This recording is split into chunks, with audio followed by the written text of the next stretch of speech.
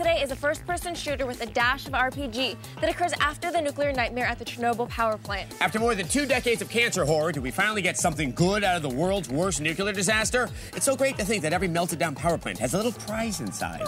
Well, it seems that we've been hearing about this long development game since before reactor number 4 exploded, radiating everything for hundreds of miles. But let's find out if all the human suffering and development delays have been worth it for gamers. Straight from the heart of the Ukraine, here's Stalker.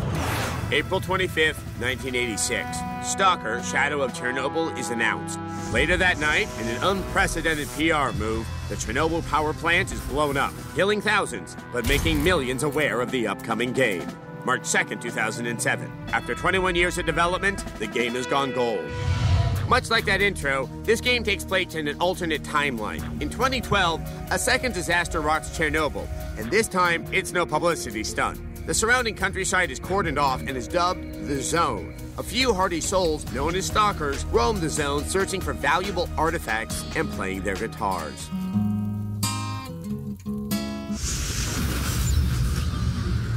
Pulled from the wreckage of a truck by a band of zone dwellers, you come to, with the case of amnesia, a PDA with the directive Kill the S.T.A.L.K.E.R. and a sweet tack.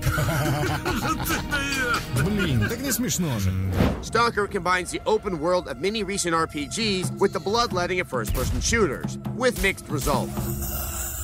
While the graphics look slightly antiquated, the feel of the game is spot on. Buildings are demolished, cars are rusted out, and the dogs are skinless. In other words, it's exactly how Chernobyl really is. The sound design is very good as well. The cough of your AK-47 is satisfying. And back at camp, it's nice to grab a nice spot by the fire pit and share salami with your comrades. Блин, так не смешно же.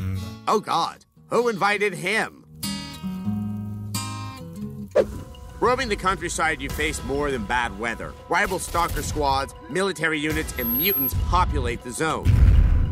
Radioactive anomalies are scattered around that have a variety of adverse effects, and power-ups come in the form of little clumps of radioactive material called artifacts that boost your stats and give you radiation sickness. Блин, так не смешно же. This game is not Doom. Your guns jam, your wounds bleed, you're encumbered, you get hungry, your body soaks up radiation like a frozen burrito in a microwave. Nobody likes you, everybody hates you, and this guy won't shut up. However, there are no experience levels, so as long as you have a decent boomstick and are using something other than your tan for body armor, you can pretty much go anywhere.